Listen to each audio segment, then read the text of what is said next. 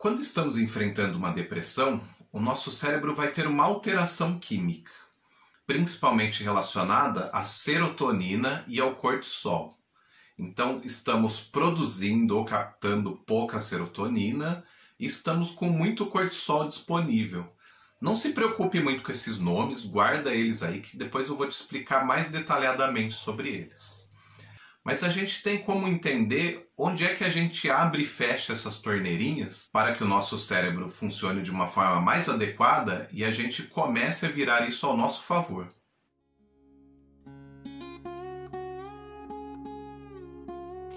A serotonina é um hormônio responsável pela regulação do nosso humor, do nosso sono, do nosso apetite, entre uma porção de outras coisas importantes.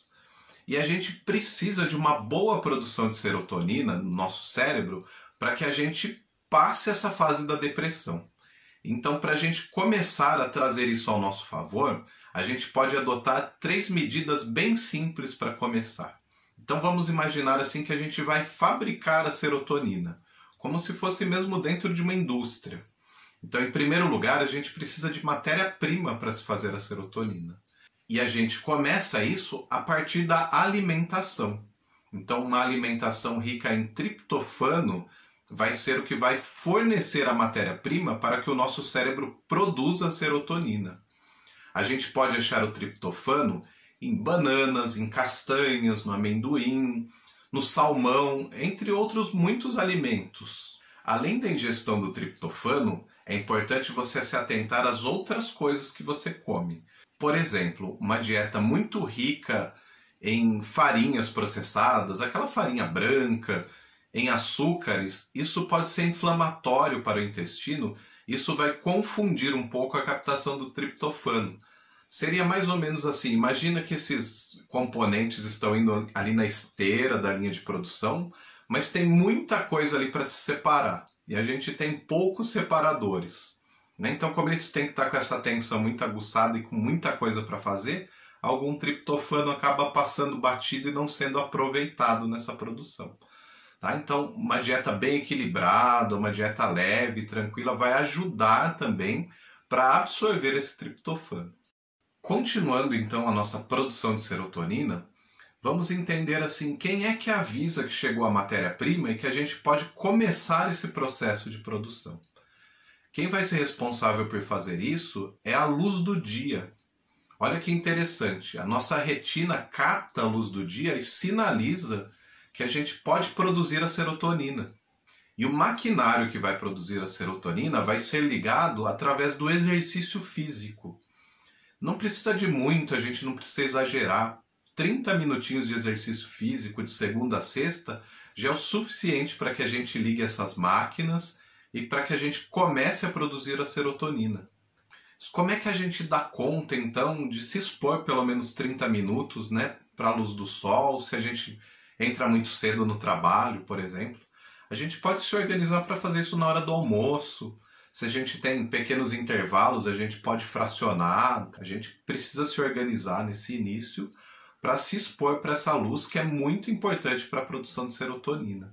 Muitos estudos mostram que lá no norte do nosso planeta, em situações de inverno extremo, quando a gente tem pouquíssima incidência de luz solar, aumenta muito o número de pessoas com depressão. E que a gente aqui, de um país tropical, a gente pode usar isso muito a nosso favor. Muito bem, produzimos serotonina, nossa fábrica está a todo vapor, mas para que é que ela serve? A serotonina é uma substância química importante do nosso cérebro que vai regular o nosso sono, o nosso apetite e principalmente o nosso humor, a nossa sensação de bem-estar, de ter prazer naquilo que a gente está fazendo. São coisas que quando a gente está deprimido começam a ficar muito deficitários, começam a ficar muito abaixo do esperado. Por que é que a gente passa num determinado momento a produzir menos serotonina?